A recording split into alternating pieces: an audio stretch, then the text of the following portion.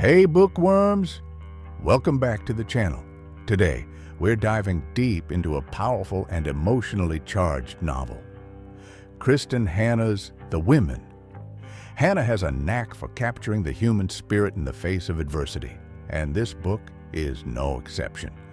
It tells the story of Francie, a young woman whose life is irrevocably changed by the Vietnam War. This isn't just a war story, it's a story about love, sacrifice, betrayal, and ultimately, the incredible resilience of the human heart. It's a story about the women who served, often forgotten and overlooked. So, grab your favorite beverage, settle in, and let's unpack this incredible book. Francie begins as a sheltered young woman from a privileged background. But the world is changing. It's the 1960s, and the Vietnam War is raging.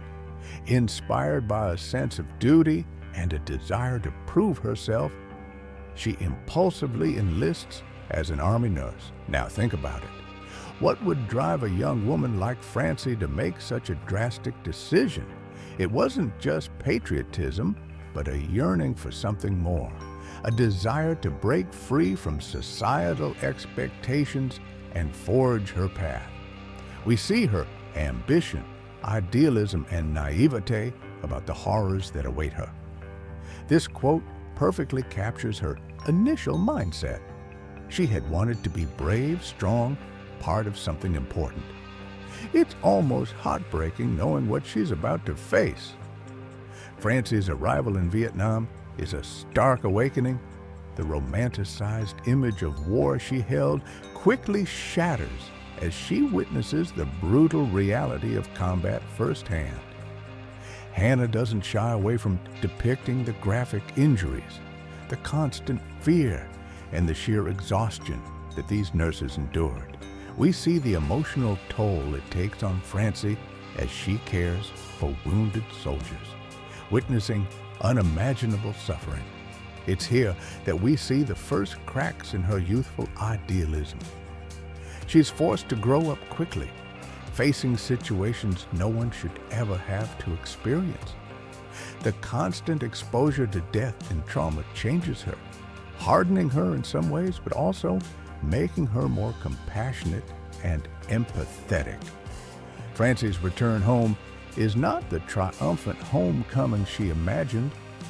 Instead of being welcomed as a hero, she faces indifference, even hostility.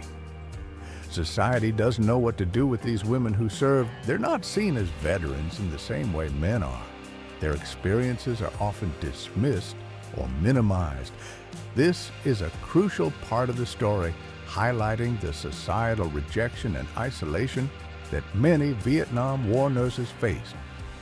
They didn't understand. None of them did. This simple line speaks volumes about the disconnect between Francie's experience and the world she returns to.